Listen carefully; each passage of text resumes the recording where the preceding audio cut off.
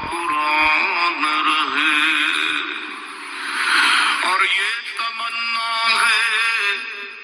کہ اس دنیا میں کوئی کام کر جاؤں،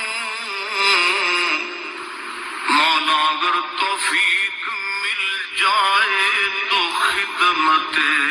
اسلام کر جاؤں، اور یہ تمنا ہے کہ تعلیم قرآن عام ہو جائے، مولا یہ تمنا ہے کہ تعلیم قرآن عام ہو جائے، تمام پرچموں سے اونچا پرچم اسلام ہو جائے۔ تو رحیم ہے تو کریم ہے، مولا تیری ذات سب سے عظیم ہے، تو کرم اپنا عطا ہمیں، تیرے کرم پہ مولا یقین ہے۔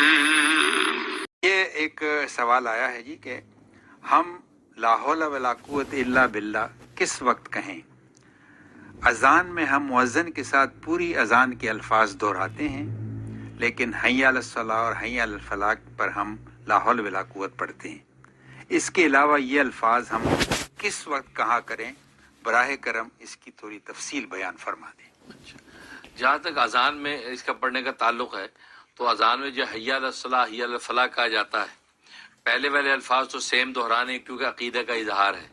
لیکن جب یہاں وہ مؤذن کہتا آؤ نماز کی طرف، آؤ کامیابی کی طرف، اب یہ گویا کہ ایک کار خیر کی طرف اور نیکی کی طرف بلا رہا ہے، ٹھیک، تو یہ آنے والا فوراً کہتا ہے لا حول ولا قوت الا باللہ،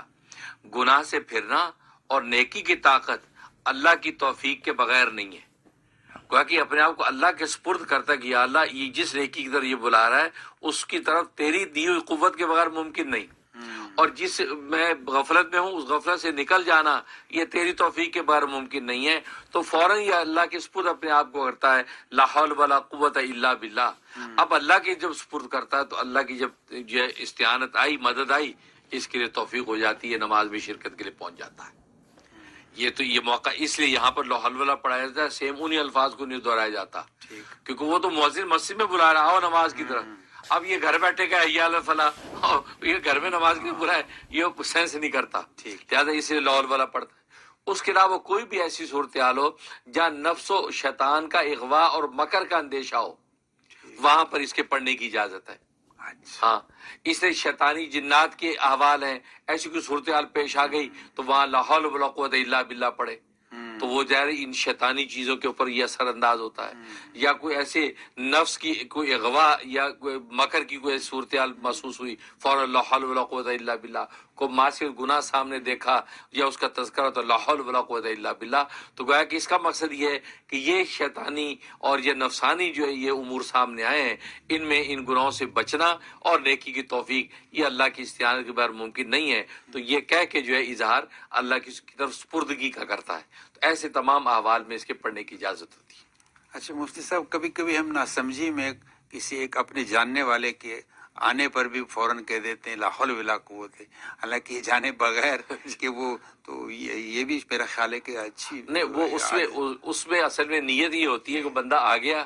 اور اب میں اس صورتحال میں ہوں کہ اس کو میں کیسے استقبال کروں، اس کو میں نے کیسے وہ کروں، یہ تو کل آنا تھا آج آ گیا، تیاری نہیں ہے، تو فوراً اپنی اس غفلت کے اوپر کہتا ہے کہ لا حول ولا قوت الا باللہ، میں نے تو یہ بھی نہیں کیا وہ بھی نہیں کیا، یہ آدمی آ گیا، اس پر پھر اللہ سے مدد مانگتا ہے یا اللہ تیری استعانت میں اس کو اب استقبال کروں اور اچھے طریقے سے مہمان کو ڈیل کر پاؤں، گویا کہ یہ سپردگی مقصود ہوتی ہے۔ بہت اچھا۔